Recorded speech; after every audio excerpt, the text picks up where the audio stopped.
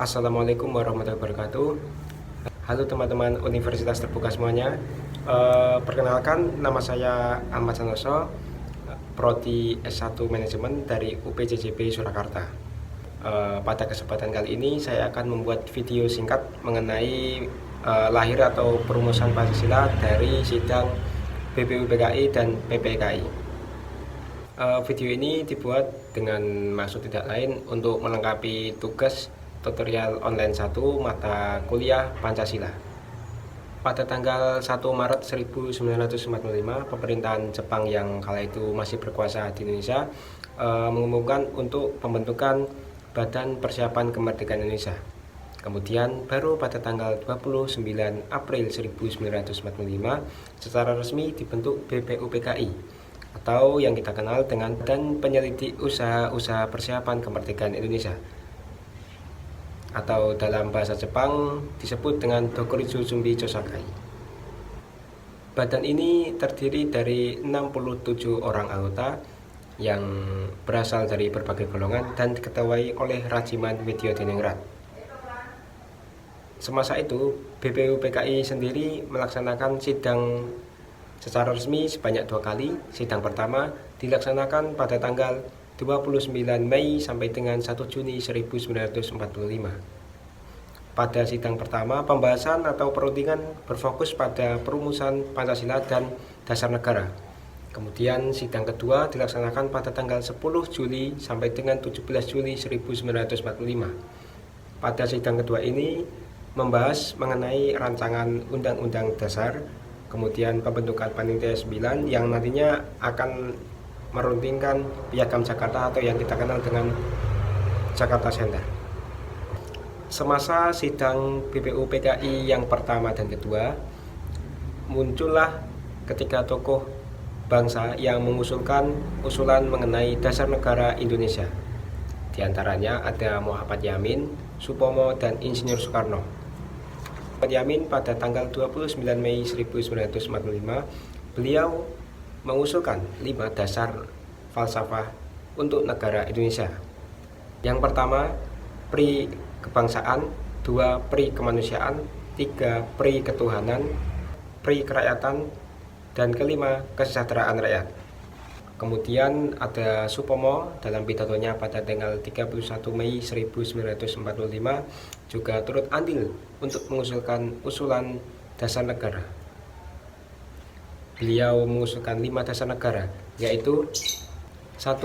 Persatuan, 2. Kekeluargaan, 3. Keseimbangan lahir dan batin, 4. Musyawarah, dan yang kelima keadilan rakyat.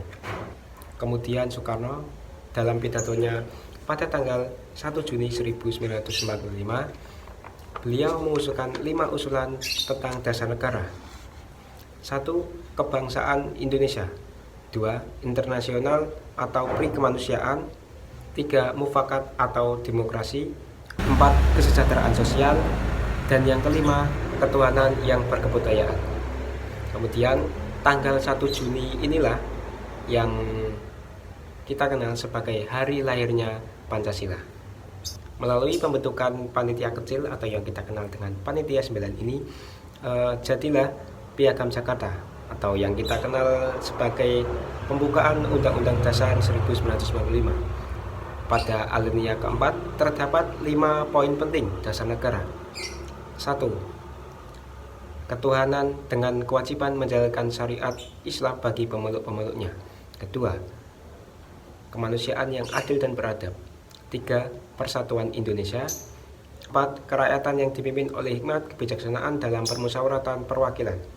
5. Keadilan sosial bagi seluruh rakyat Indonesia. Namun terjadi perdebatan dari golongan non-muslim terkait dengan sila yang pertama, karena kita tahu Indonesia sendiri terdiri dari berbagai suku, ras, dan agama. Kemudian melalui perundingan dan berbagai masukan, maka sila pertama diubah menjadi ketuhanan yang Maha Esa. Setelah dianggap menyelesaikan tugasnya, BPUPKI secara resmi dibubarkan pada tanggal 7 Agustus 1945 dan digantikan oleh PPKI atau Dokuritsu Junbi Inkai. PPKI sendiri kepanjangan dari Panitia Persiapan Kemerdekaan Indonesia yang terdiri dari 27 orang anggota yang diketuai oleh Insinyur Soekarno.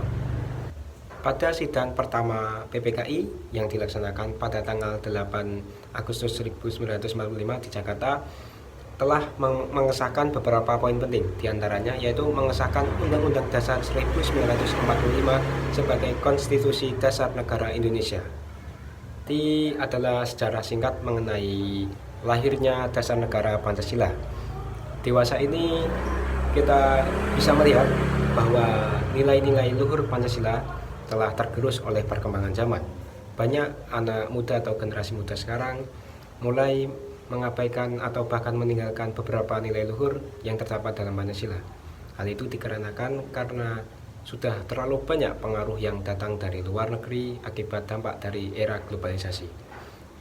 Kita sebagai mahasiswa sudah harusnya senantiasa mengamalkan dan menjaga keutuhan citra nilai dari Pancasila, senantiasa menjaga keutuhan ideologi negara Indonesia. Sekian dari saya, apabila terdapat kesalahan atau tutur kata yang kurang baik, saya mohon maaf. Sekian, terima kasih. Wassalamualaikum warahmatullahi wabarakatuh.